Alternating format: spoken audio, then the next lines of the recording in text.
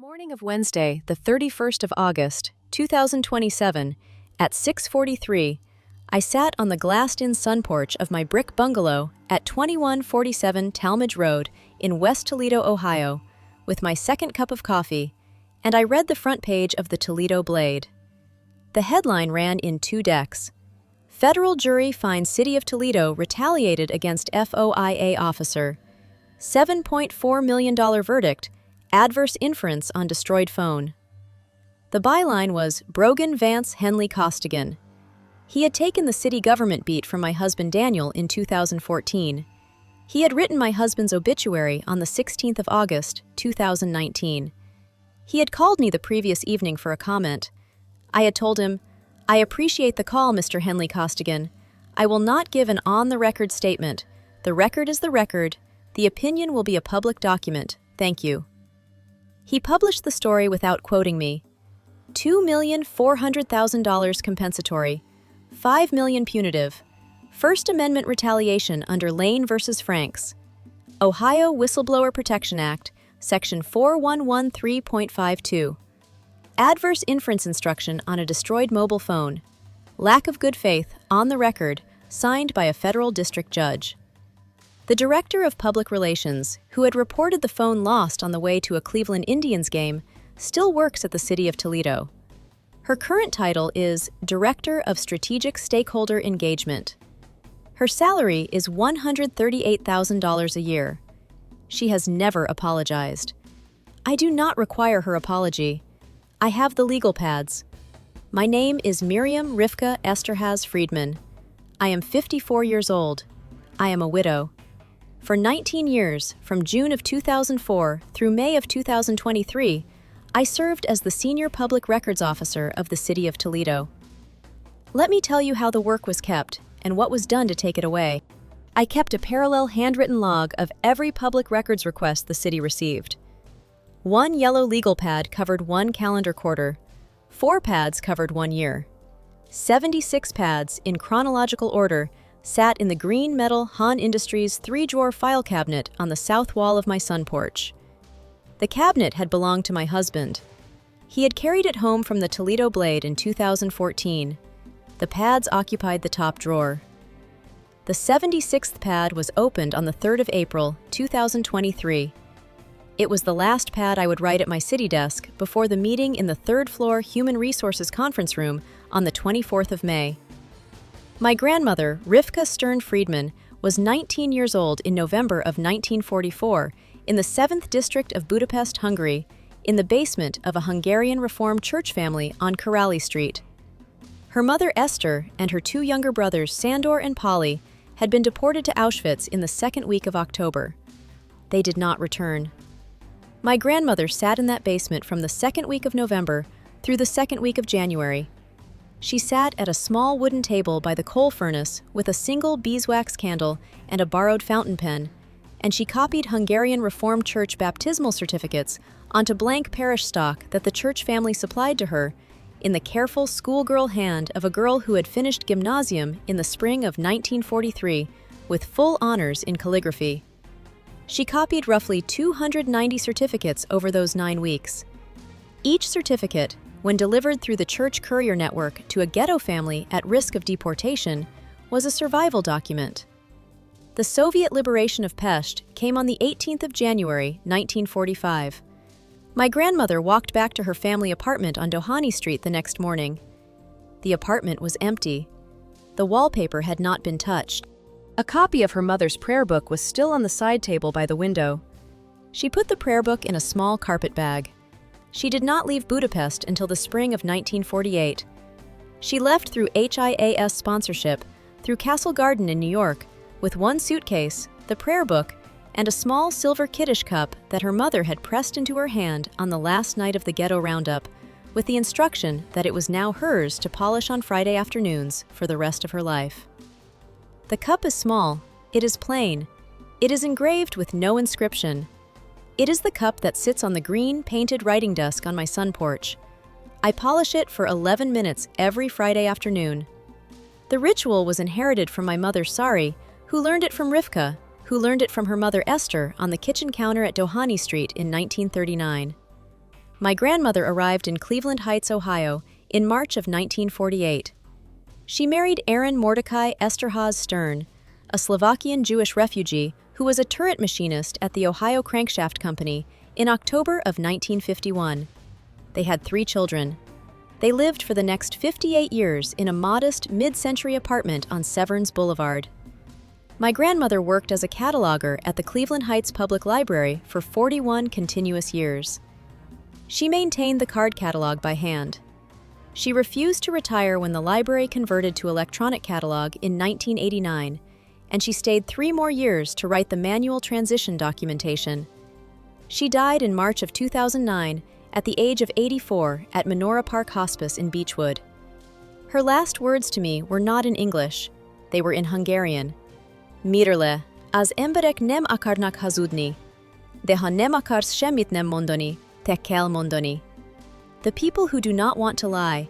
If you do not want to say nothing, you must say something.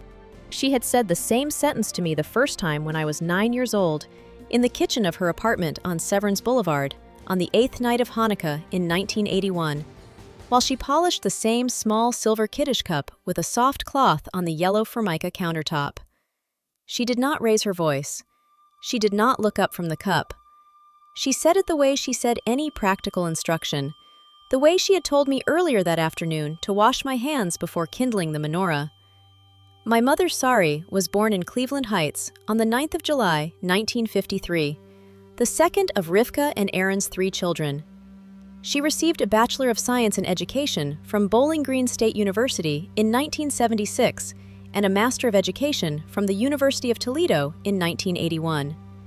She worked as a reference librarian at the Toledo Public Library main branch on Michigan Street for 38 continuous years. She is widowed since the sudden cardiac arrest of my father, David Friedman Esterhaz, on the 17th of April, 2018, at the age of 67, at the kitchen table of their small ranch house at 2218 Talmadge Road, 3 blocks south of the bungalow that Daniel and I purchased from a widow named Mrs. Hannah Perlmutter in 2001. My father had been an industrial electrical engineer at Toledo Edison Company for 41 continuous years. I was born at Toledo Hospital on the 13th of October, 1972. I attended Sylvania West Elementary, McTeague Junior High, and Sylvania Northview High School, graduating in May of 1990. I attended Bowling Green State University from August of 1990 through May of 1994. I majored in history with a minor in political science. I attended the University of Toledo's Master of Public Administration program from August of 1997 through May of 1999.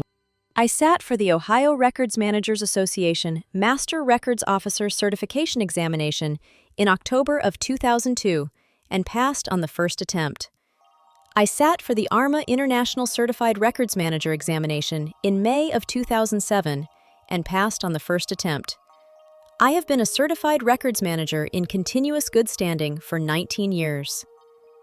I met Daniel Aaron Friedman Esterhaz on a Tuesday evening in November of 1993 in Lecture Hall 37 of Snyder Memorial Hall at the University of Toledo, where he was a visiting panelist on a Watergate journalism retrospective.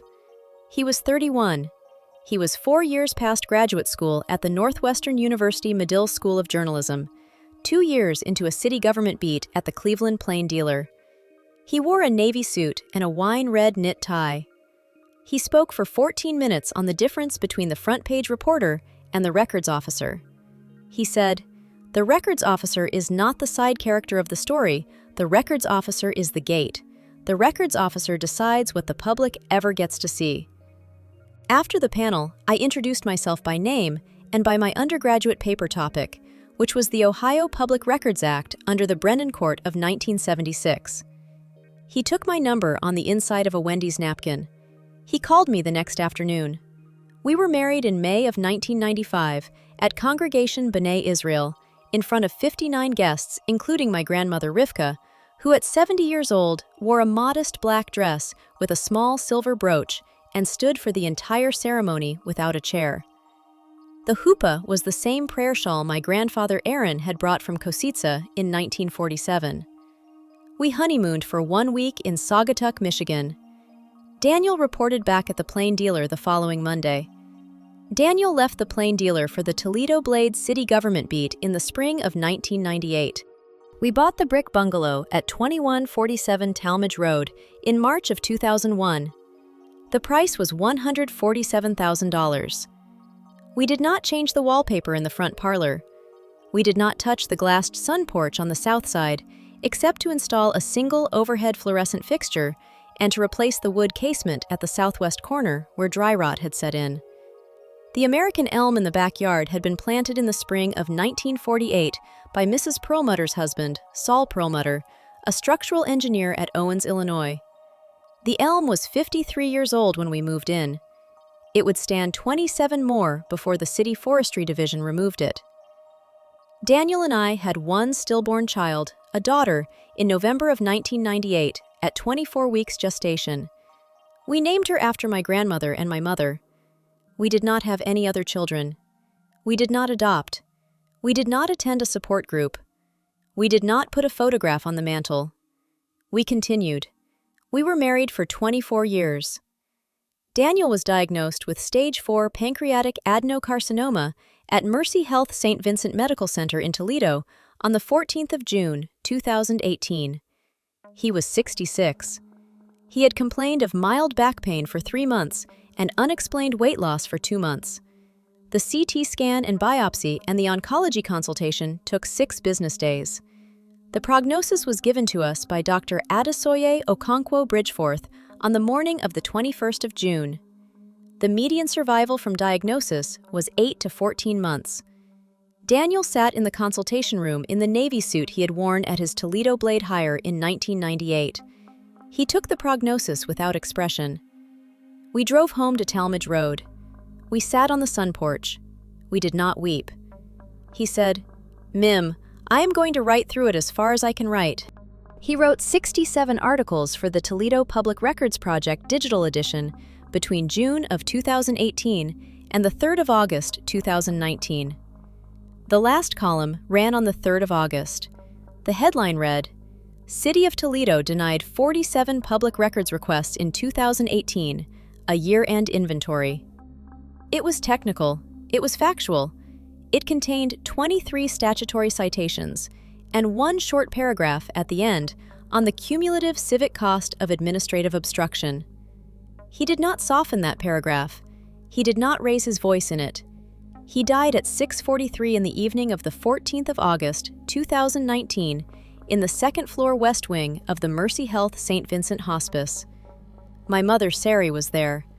The Reform rabbi from Congregation B'nai Israel, Rabbi Shoshana Hertz Mendelson, was there. The funeral was held on the 16th of August at Inwood Cemetery on Glendale Avenue in West Toledo, in Section 14, Plot 47.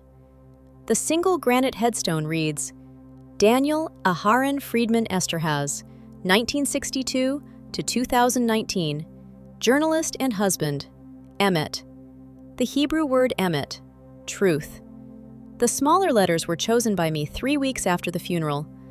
On the morning of the 17th of August, 2019, the day after the funeral, I sat on the sun porch in the green leather reading chair that Daniel had given me on my 35th birthday in October of 2007, and I read his last column out loud to a small framed photograph of my grandmother Rivka on the south wall.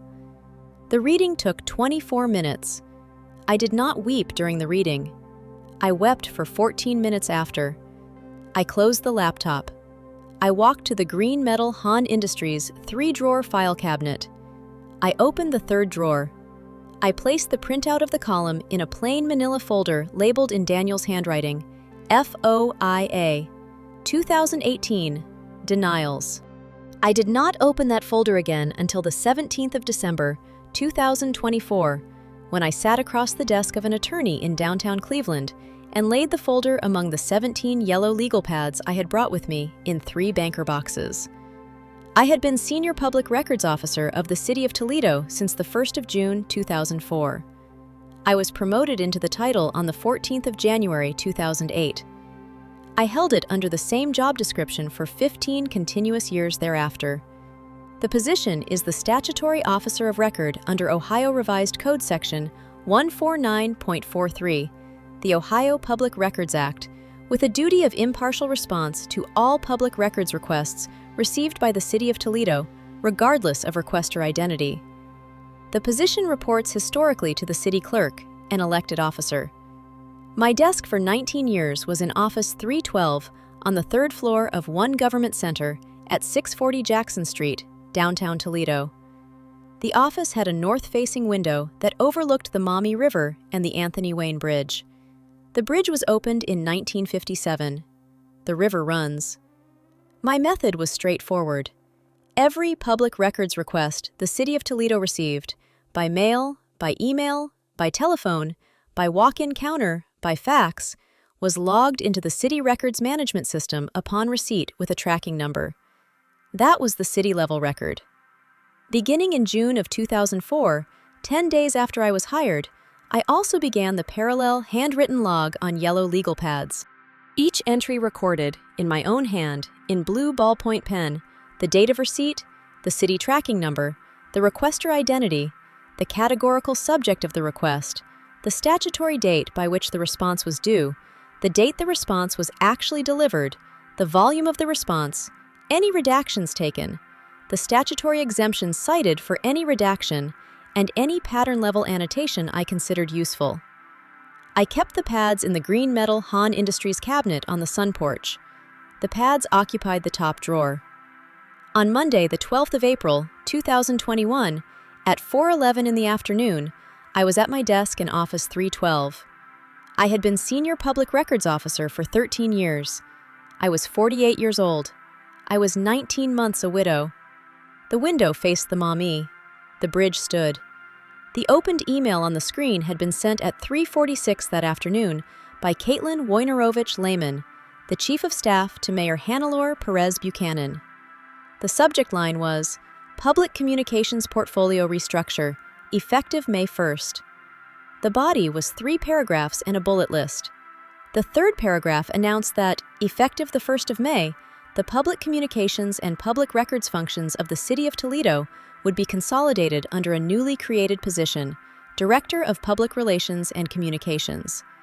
The new director would have line authority over all external municipal messaging and over the routing of all incoming public records requests, including those received under the Ohio Public Records Act.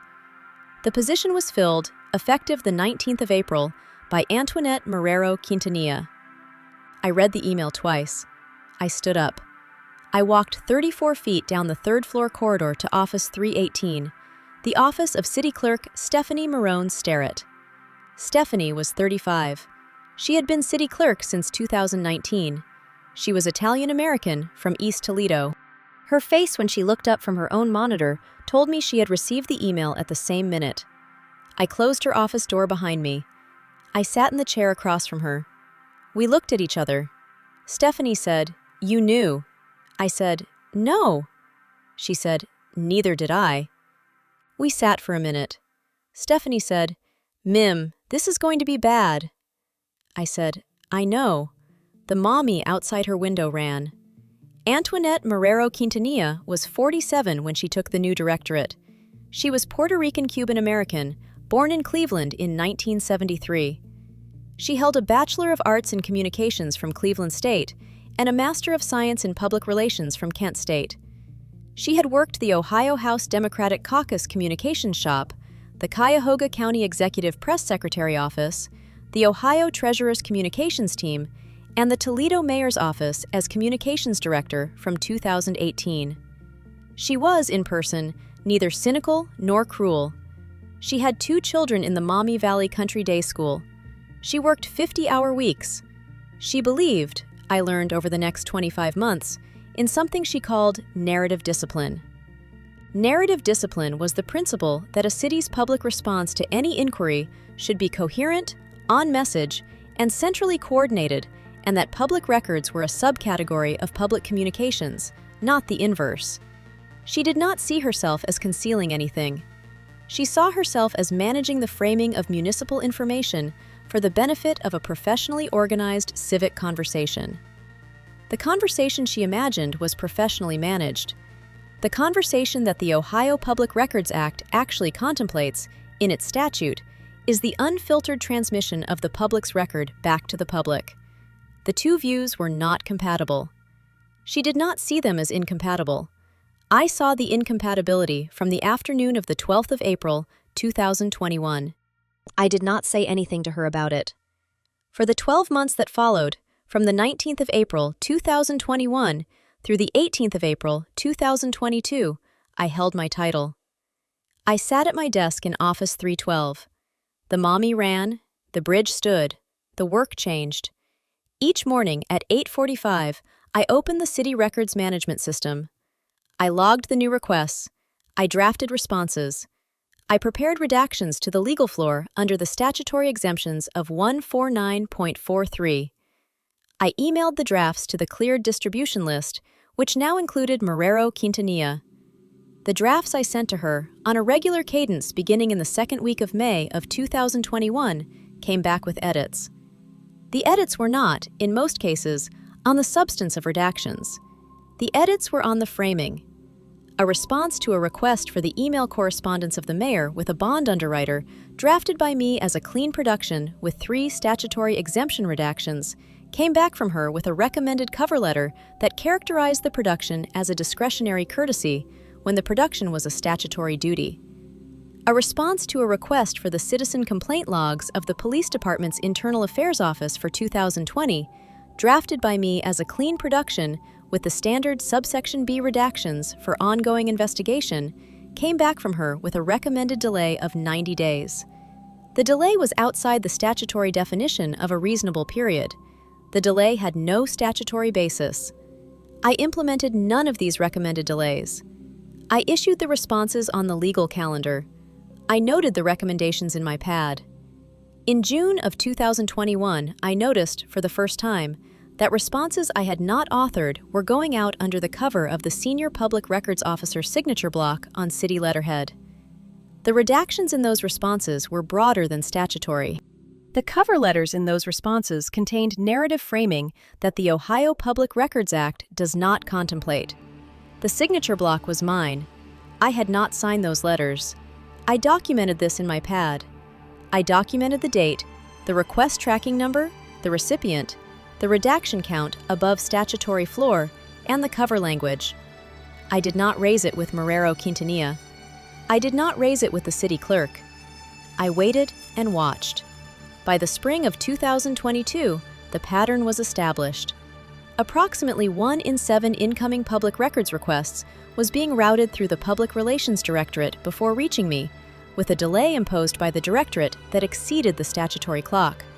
Approximately 1 in 11 was being responded to without my drafting or signature under my signature block. Approximately 1 in 22 was being denied under exemption rationales that had no statutory basis but were dressed in statutory language. The pad density grew. The cross-references in my pad to specific statutory subsections grew. The annotations of pattern grew. The pad in May of 2022 was twice as dense as the pad in May of 2021. My handwriting grew smaller. The blue ink grew steadier. On Tuesday, the 19th of April, 2022, at 8:30 in the morning, exactly 12 months after Marrero Quintanilla's appointment, the City Facilities Department arrived at Office 312 with a hand truck, 3 packing boxes, and a single-page memorandum on city letterhead. The memorandum was signed by the Director of Facility Services. The subject line read, "Workspace Optimization Reassignment." The substance was that Office 312 was being converted to a multi-purpose conference space, that the Senior Public Records Officer was being reassigned to a workstation on the second floor adjacent to the South Corridor copy machine, and that the reassignment would be effective end of business that day. The new workstation was a 92-square-foot cubicle with 3 half-height fabric panel walls, no door, no window, and an open mouth facing the elevator bank across the corridor. The metal frame chair had no arms. The desk surface was 46 inches across. There had been no facilities optimization study commissioned or published. The memorandum cited none. I packed my office in 90 minutes. I did not raise the reassignment with the facilities director. I did not file a grievance.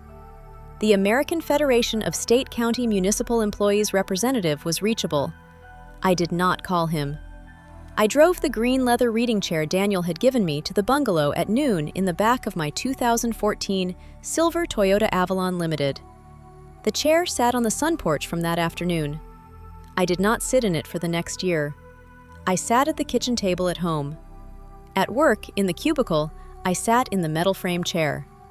For the next 13 months, from the 19th of April 2022 through the 24th of May 2023, I worked in the cubicle by the copy machine. The copy machine beeped on the toner reorder cycle every 14 minutes. The elevator opened, on average, 11 times per hour. Marrero Quintanilla walked down the second-floor corridor past my cubicle every weekday morning at approximately 11:11, on her way to a meeting in the second-floor conference room. She did not, on any of those mornings, make eye contact.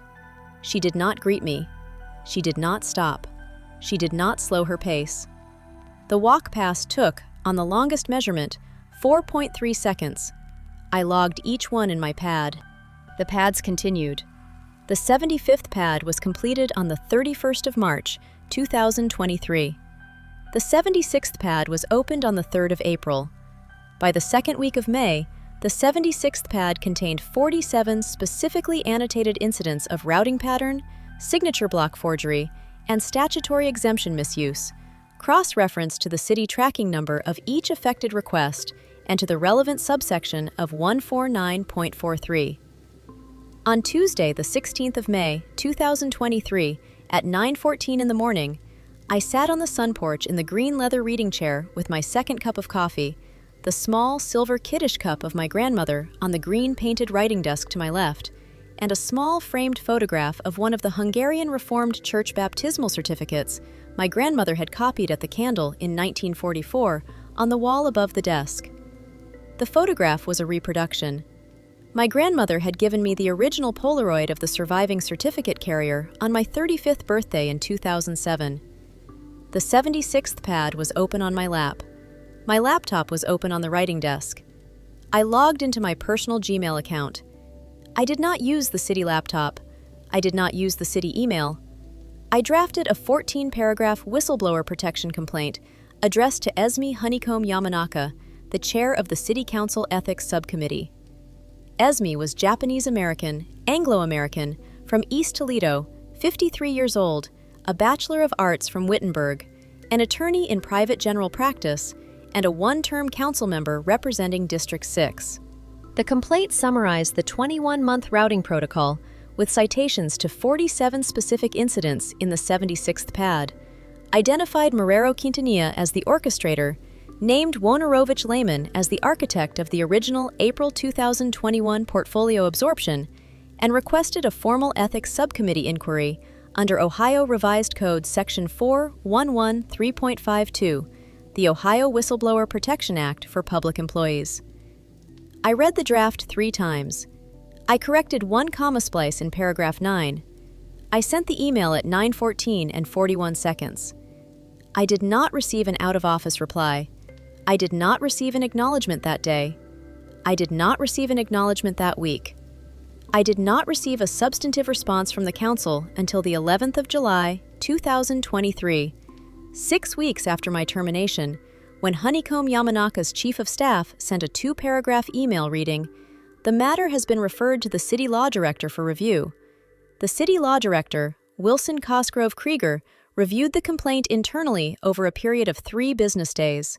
He recommended no action. The ethics subcommittee did not convene a hearing.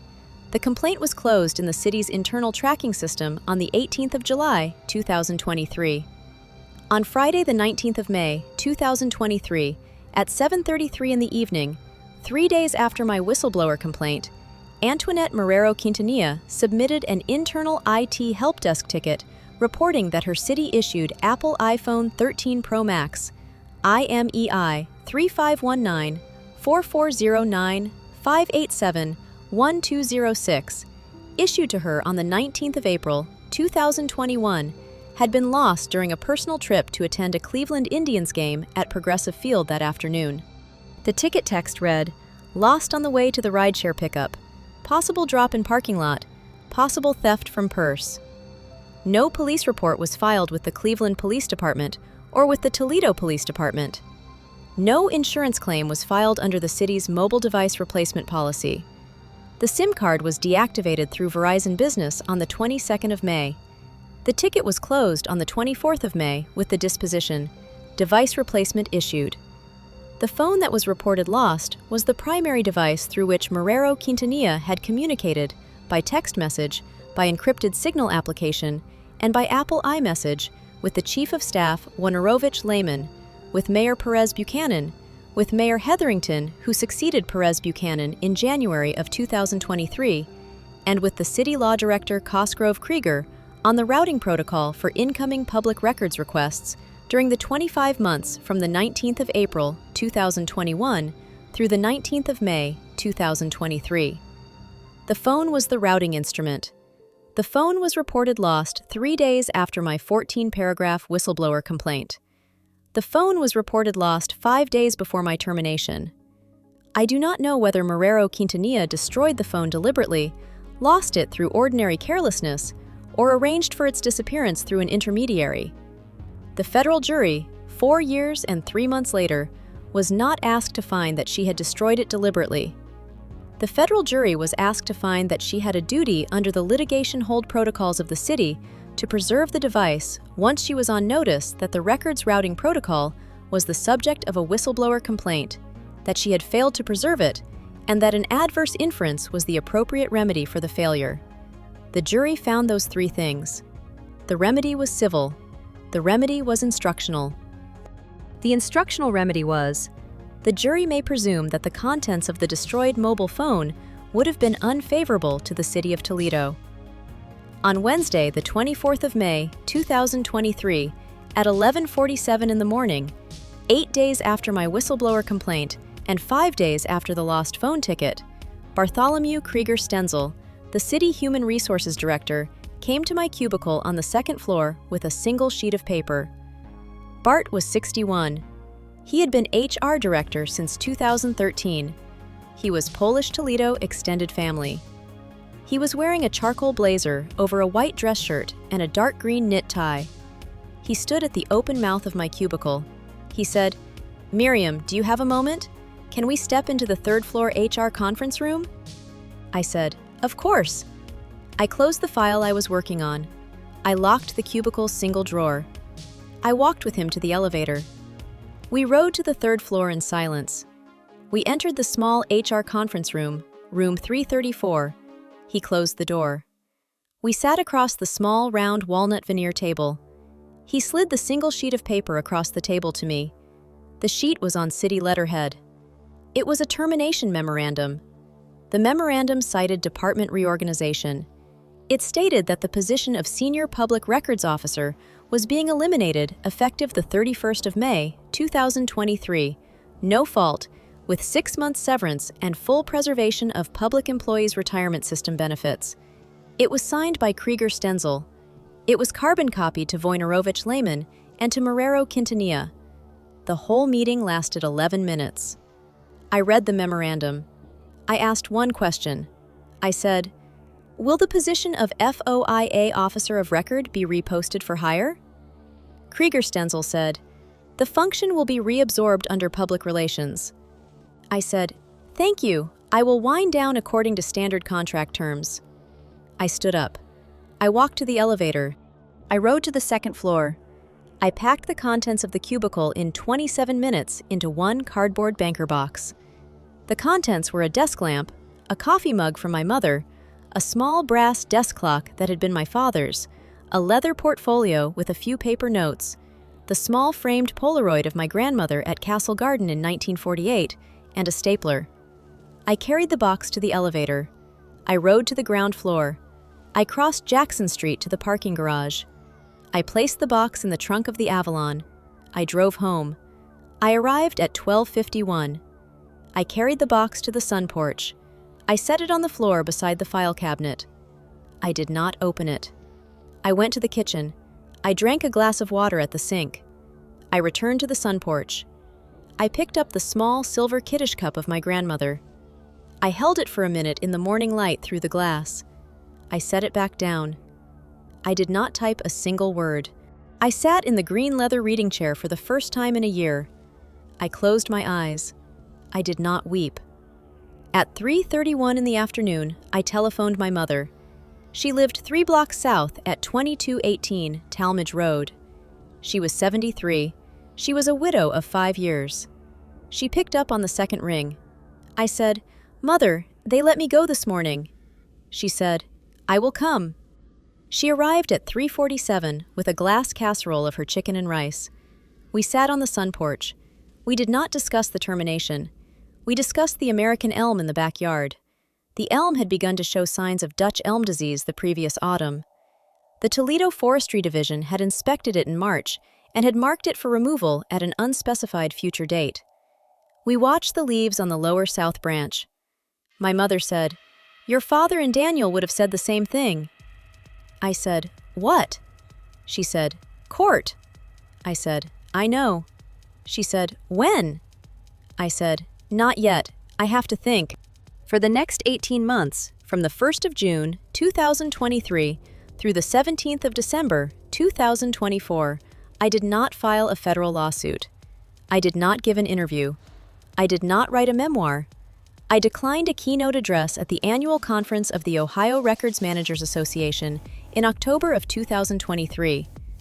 I declined a feature interview with the Columbus Dispatch in November of 2023. I declined a sit-down with WTOL 11 in Toledo in February of 2024. I walked the route along Talmadge Road every morning at 7:30 for 47 minutes. I had dinner with my mother twice a week. I volunteered 3 afternoons a week in the back office of the Toledo Public Records Project nonprofit, the organization Daniel had founded in 2014. I worked unpaid on a records cataloging project, sorting his 16 years of archived investigative correspondence into a finding aid for the public reading room. I spoke to no one outside my mother, the project director, Eleanor Hadley Van Meter, and Rabbi Hertz Mendelsohn at Congregation B'nai Israel about the city or about the termination. I read William Wymark Jacobs, and I read Janos Polinsky, and I read the published opinions of the Sixth Circuit in pendent state law whistleblower cases of the previous 5 years. I read 47 federal district court opinions on adverse inference instructions under Federal Rule of Civil Procedure 37, subsection E, paragraph 2. I made a small index in a separate yellow pad. The pad on retaliation case law, on Lane versus Franks, on the Ohio Revised Code 4113.52 cause of action, on the Federal Civil Rights Statute 42 United States Code 1983 jurisdiction. The index ran 67 pages by the autumn of 2024. I ate dinner with my mother. I polished the Kiddush cup on Friday afternoons. The pad on the case law was for me. The 76 pads on the routing protocol were on the sun porch. I waited. On Sunday, the 8th of December, 2024, at 7:42 in the morning, I met for breakfast at the Frisch's Big Boy on Reynolds Road in West Toledo with Rosalind Mihaela Pelinescu Strothman. Rosalind was 51, Romanian-American by way of Cleveland, a former senior communications specialist in the Toledo mayor's office from 2018 through 2024, who had retired with full pension in May of 2024. We had served on a panel together at the Ohio Records Managers Association annual conference in Columbus in November of 2024, where she had approached me at the closing reception and had said quietly that she had, in her possession, certain notes from her time in the mayor's office concerning the routing of public records requests, and that she would like to share them with me in private. We sat in a corner booth. The formica was almond-colored. The light came through the east windows. She drank coffee with 2 creamers. I drank black tea. She slid a manila envelope across the table. The envelope contained 4 sworn declarations, signed and notarized by Rosalind on the 2nd of December, describing 4 discrete instances of routing instructions she had received from Marrero Quintanilla between the autumn of 2021 and the spring of 2022, with the names of the requesters, the tracking numbers, and the verbatim language of the instructions. She slid the envelope all the way to my side of the table. She said, "Mrs. Esterhaz Friedman, I am not interested in being a public witness. I am giving you these because I want them on the record somewhere. You will find that the dates and the tracking numbers match the dates and the tracking numbers in your pads, if you have kept what I think you have kept." I said, "Thank you, Mrs. Pelinescu-Strothman." I placed my hand flat on the envelope. I said, "I will keep these." She nodded. She left a $14 tip. She walked out. The whole conversation had lasted 31 minutes. I drove home. I placed the envelope, sealed, in the second drawer of the green metal Han Industries cabinet on the sun porch.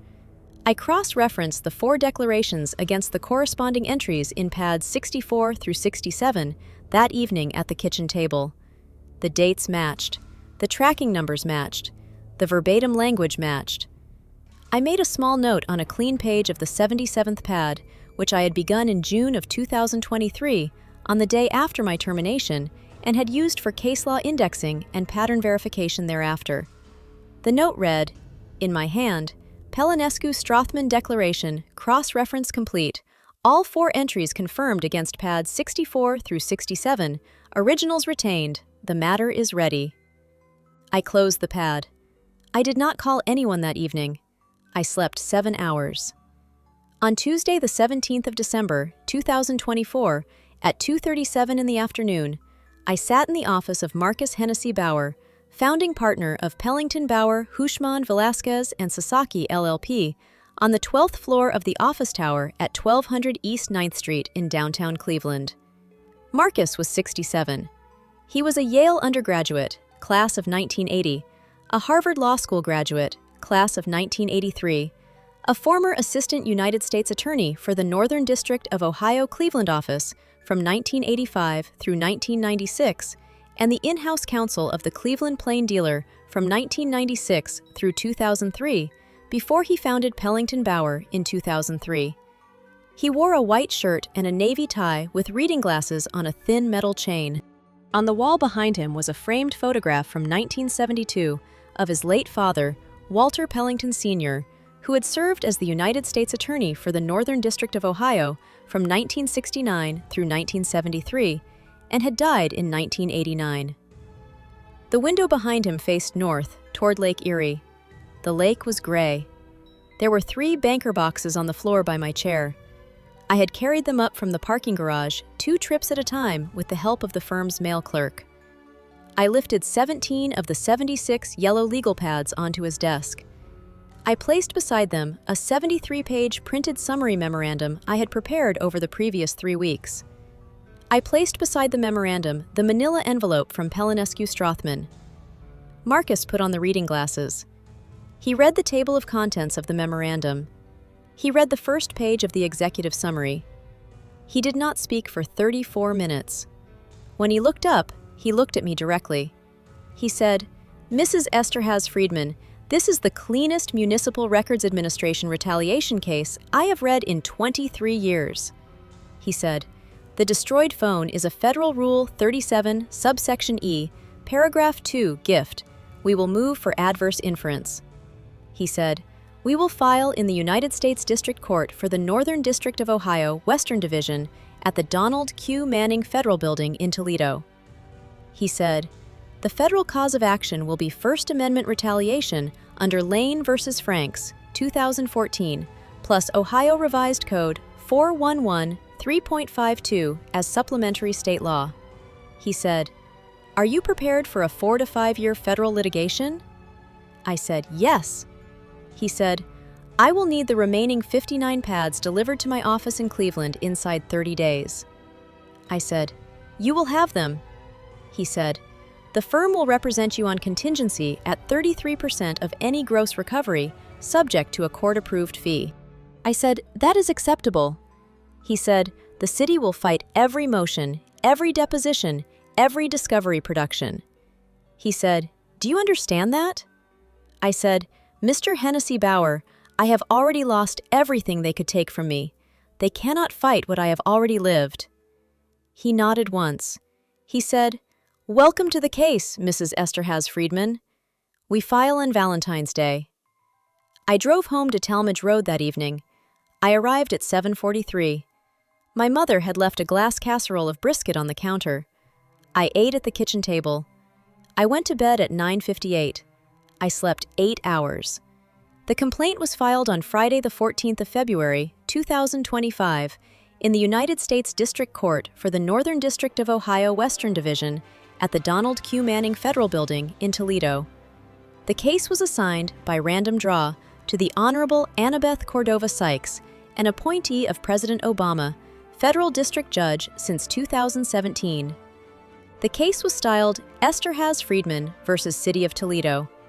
The discovery phase ran from February of 2025 through April of 2027, 27 months. The city's motion to dismiss was denied in June of 2025. The motion to compel arbitration was denied in September of 2025. There were 47 depositions. There were 14,000 pages of city documents produced under subpoena. The destroyed phone was the subject of a separate motion to compel, granted in October of 2026. The city responded that the device had been lost and could not be produced.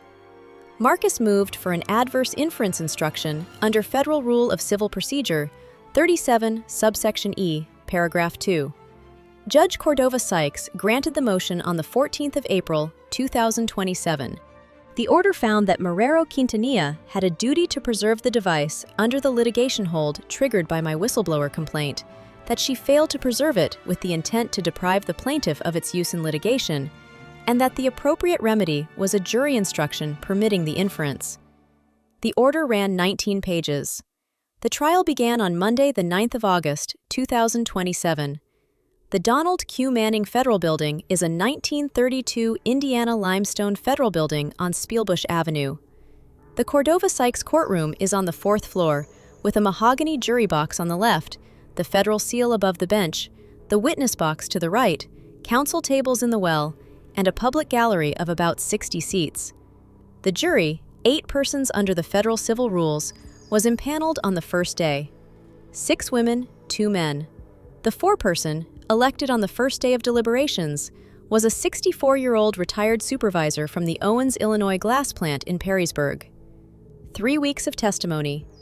I testified on days 4, 5, 7, 12, and 17 for a cumulative 23 hours of direct and cross-examination. I wore the same charcoal blazer over a white shirt every testifying day.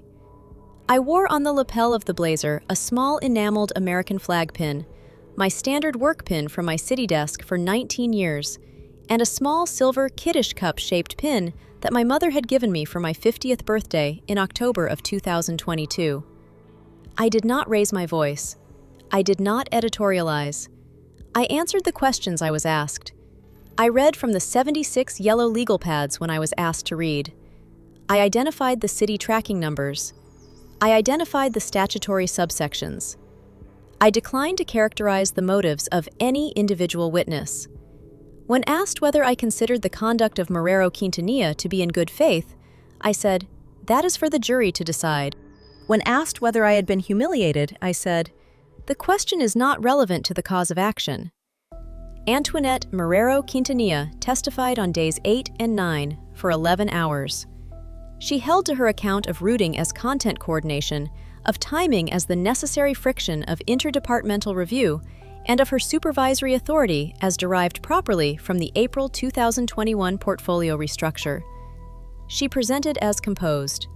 She did not, on direct or cross, suggest that I was incompetent.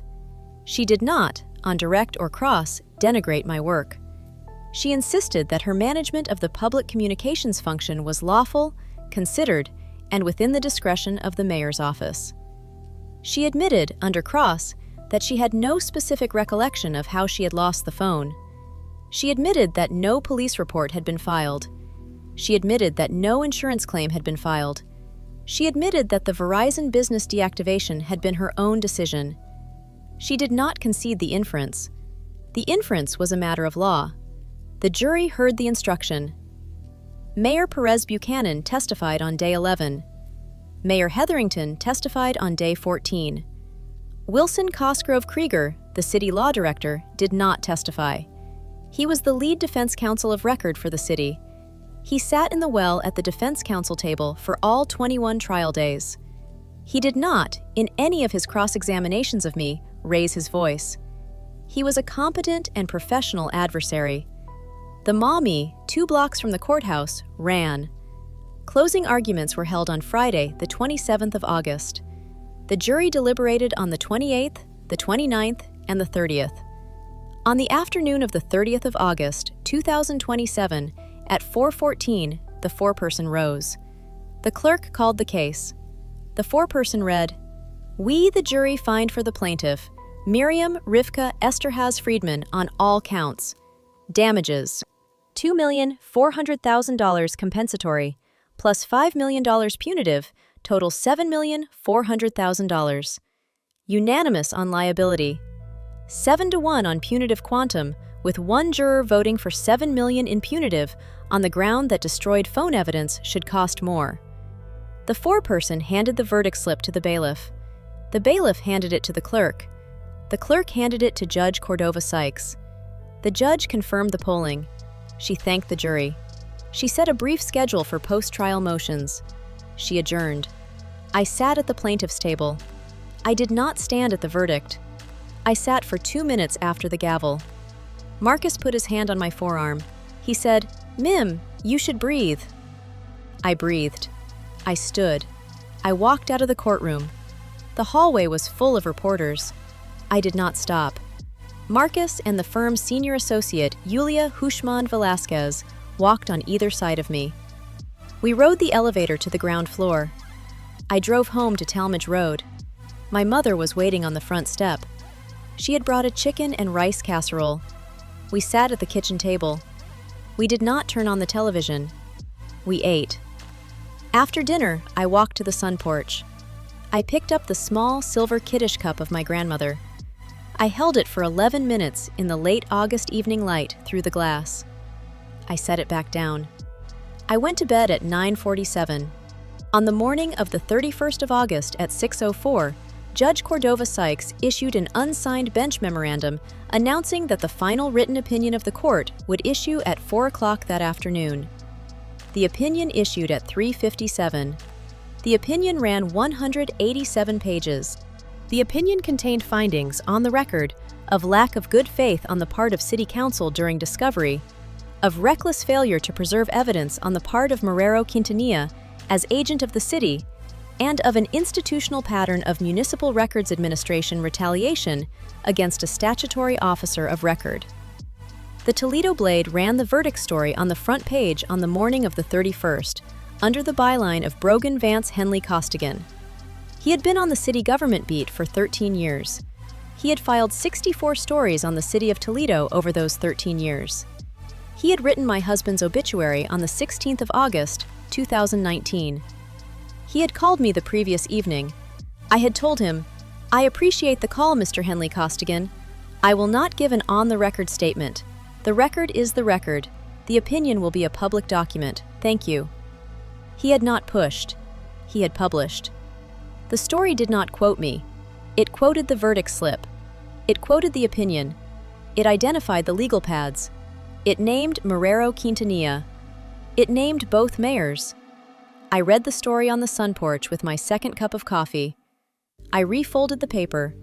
I placed the paper on the green painted writing desk beside the small silver kiddish cup. I called my mother at 7:14. She had read the story. She said, "Daniel would have written that opinion." I said, "He would have written it shorter." She laughed once, dryly. We did not say more. I hung up. The American elm in the backyard, by the late August morning, had lost most of its lower South Branch foliage. The Toledo Forestry Division had marked it the previous April for removal in the spring of 2029. In October of 2027, the Department of Justice Office of Justice Programs and the Department of Housing and Urban Development jointly initiated a federal grant compliance review of $15,900,000 in federal grants paid to the City of Toledo over fiscal years 2019 through 2024. The review concluded in May of 2028. The joint federal recoupment demand was $2,800,000. The city paid the demand in installments from October of 2028 through June of 2029. In November of 2027, the Ohio Attorney General Public Records Unit opened a systematic investigation of the city of Toledo. On the 14th of September 2028, the Attorney General signed a 5-year Memorandum of Understanding with the city. The MOU restored the position of FOIA Officer of Record under the City Clerk's Office, removed records routing from the Directorate of Public Relations, mandated an annual external audit by an ARMA International Certified Records Manager, independent of the city, mandated quarterly public reporting of records request statistics and redaction pattern data, prohibited routing or editing of Ohio Public Records Act responses by public relations personnel, mandated retraining of all city employees, and authorized a public transparency dashboard at the city clerk's office website. By the spring of 2031, 14 other Ohio cities had voluntarily adopted similar protocols at the level of their own city clerk's offices. The verdict net distribution was as follows. Gross verdict, $7,400,000. The contingency fee at 33% to Pellington Bower was $2,440,000. My net was $4,960,000. I directed $3,200,000 to the Daniel Aharon Friedman Esterhazy Memorial Public Records Reporting Fellowship at the Northwestern University Medill School of Journalism in Evanston, Illinois, the alma mater of my late husband, endowed in perpetuity to support 2-year fellowships for early career investigative reporters focused on municipal public records reporting, with the first fellow appointed July of 2030. I directed $800,000 to the Toledo Public Records Project's General Operating Fund. I retained $960,000 in a family reserve account. I declined the offer of the position of Independent ARMA Certified Records Manager Auditor under the state MOU at $145,000 per year. I declined the offer of an unsolicited consulting role with the Ohio Attorney General Public Records Unit at $135,000 per year. I declined the offer of a weekly Toledo Blade column at $80,000 per year. I declined the offer of an adjunct professorship at the University of Toledo School of Law at $44,000 per year. I accepted, unpaid, the chair of the Public Sector Standards Committee of the Ohio Records Managers Association for a 3-year term, 2028 through 2031. In February of 2029, under the state MOU, the position of FOIA Officer of Record was reposted under the city clerk's office. The successful candidate was Olufemi Tidewater Adesanya Bridgewater, 31 years old, a Bachelor of Arts from Howard University, a Juris Doctor from Cleveland Marshall, an ARMA Certified Records Manager since 2028, and a former junior associate at Pellington Bower who had worked on my case for 19 months. Femi accepted the appointment. He started on the 16th of February, 2029, in Office 312 on the 3rd floor of One Government Center, the same office I had worked in for 18 years. He called me from the desk on the morning of his first day. He asked whether I would be willing to come by, briefly, to walk him through the historical pattern of the records management system. I said, "I will walk over." I walked the 1.4 miles from Talmadge Road to City Hall in 28 minutes. I arrived at 10:07. I rode the elevator to the 3rd floor. I knocked on the door of Office 312. Femi opened it. The green leather reading chair Daniel had given me on my 35th birthday in October of 2007 was in the corner of the office, beside the north window. Femi had quietly retrieved it from the sun porch the previous Monday with my permission and the help of a Pellington Bower junior associate. We did not discuss the case. We discussed the request queue. We discussed the new statistics dashboard. The conversation lasted 94 minutes. I walked back to Talmadge Road. I arrived at 12:04. I did not return to Office 312. The chair stayed. On Friday, the 13th of October, 2028, my 56th birthday, I sat on the sun porch of the bungalow. The late afternoon Ohio October light came through the south-facing glass walls. I sat at the green painted writing desk with the small silver kiddish cup of my grandmother. I polished it for 11 minutes with a soft cotton cloth, the Friday afternoon ritual inherited from my mother and from my grandmother. I set it back. I walked to the kitchen. I returned with a plate of warm challah from my mother's freezer. My mother bakes challah every Friday and freezes the surplus for me. I added a small saucer of cinnamon orange honey and a glass of red wine.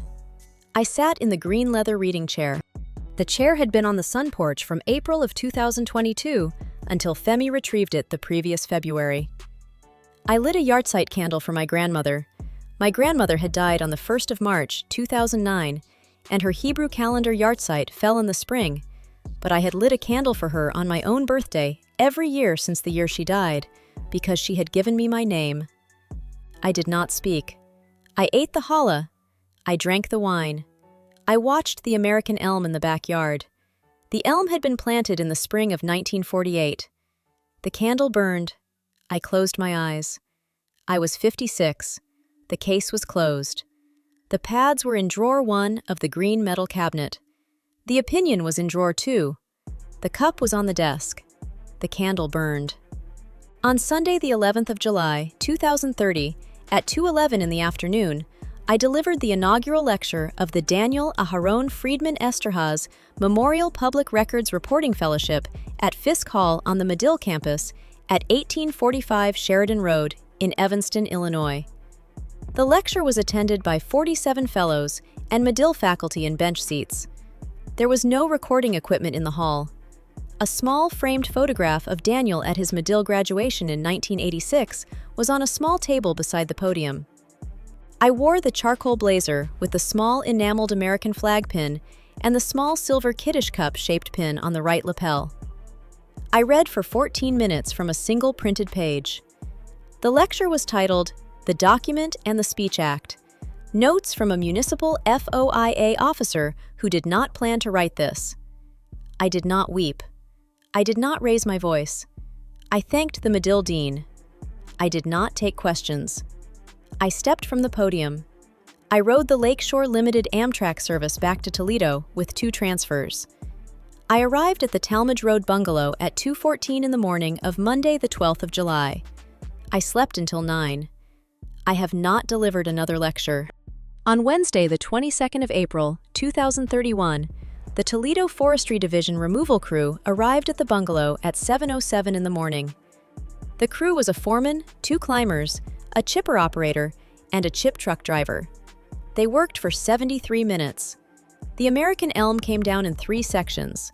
The chipper consumed the limbs and the upper trunk. The lower trunk was bucked into 8 rounds and stacked at the curb. I watched the operation from the kitchen window with a single cup of black tea. I did not record the removal. I did not photograph it. The removal was not a record. It was not a document. It was the elm. When the crew was finished, the foreman knocked at the back door. He gave me a single-page work order with a tree replacement entry already filled in, a sapling of swamp white oak planted by his crew the same afternoon under the city's removal contract replacement clause. He marked the planting location 3 feet south of the elm stump. The crew planted the sapling at 4:11 that afternoon. The sapling was 4 feet tall. I watered it that evening with a metal watering can my mother had given me in 1998 when Daniel and I had moved into the bungalow. The kiddish cup of my grandmother sits on the green painted writing desk on the sun porch every Friday afternoon for the 19 years of my work and for the 8 years after. I polish it for 11 minutes with a soft cotton cloth. The ritual was inherited from my mother and from my grandmother. My grandmother survived the Budapest ghetto in November of 1944, at 19, in the basement of a Reformed church family on Karali Street in the 7th District. She copied Hungarian Reformed Church baptismal certificates by candlelight to forge survival papers for ghetto residents. When I was 9, on the 8th night of Hanukkah in 1981, on Severance Boulevard in Cleveland Heights, she told me, polishing the cup on the kitchen counter, "Mirle, az emberek nem akarnak hazudni, de ha nem akar semmit nem mondani, te kell mondani." The people who do not want to lie, if you do not want to say nothing, you must say something. My husband Daniel wrote about the city of Toledo and its denials of public records for 23 years. He died of pancreatic cancer on the 14th of August, 2019, at 66. His last published column ran on the 3rd of August, 2019, 11 days before his death. It was titled, "City of Toledo Denied 47 Public Records Requests in 2018, a Year-End Inventory." I was the Senior Public Records Officer of the City of Toledo for 19 years. I kept a handwritten log of requests and responses on 76 yellow legal pads in the green metal Hun Industries 3-drawer file cabinet on the sun porch. On the 24th of May, 2023, 8 days after I filed a 14-paragraph whistleblower protection complaint to the City Council Ethics Subcommittee, and 5 days after the Director of Public Relations reported the loss of her city-issued mobile phone on a personal trip to a Cleveland Indians game, the City Human Resources Director walked to my second-floor cubicle by the copy machine with a single sheet of paper and told me my position had been eliminated. The phone was the routing instrument. The phone was destroyed. For 21 months, I documented the pattern. The jury was instructed to presume. On the 30th of August, 2027, the federal jury in Toledo returned the verdict. $2,400,000 compensatory, $5 million punitive, $7,400,000 total, lack of good faith, reckless failure to preserve. On the 14th of September 2028, the Ohio Attorney General signed the Memorandum of Understanding with the City of Toledo. The federal grant recoupment was $2,800,000. 14 other Ohio cities adopted similar protocols by the spring of 2031. On the 11th of July, 2030, I delivered a 14-minute inaugural lecture at Northwestern Medill in honor of my late husband Daniel. On the 16th of February, 2029, Olufemi Tidewater Adesanya Bridgewater sat down in Office 312 on the 3rd floor of One Government Center in the green leather reading chair Daniel had given me on my 35th birthday. Antoinette Marrero Quintanilla works at the City of Toledo as Director of Strategic Stakeholder Engagement at $138,000 a year. She has never apologized. I do not require her apology. Mirale, az emberek nem akarnak hazudni. If you do not want to say nothing, you must say something, I said. The jury said. The Ohio Attorney General said. The federal grant recoupment said. Femi in Office 312 said. The young swamp white oak sapling in the backyard said. My name is Miriam Rivka Esterhaz Friedman. I have the legal pads. That was enough. That has to be enough.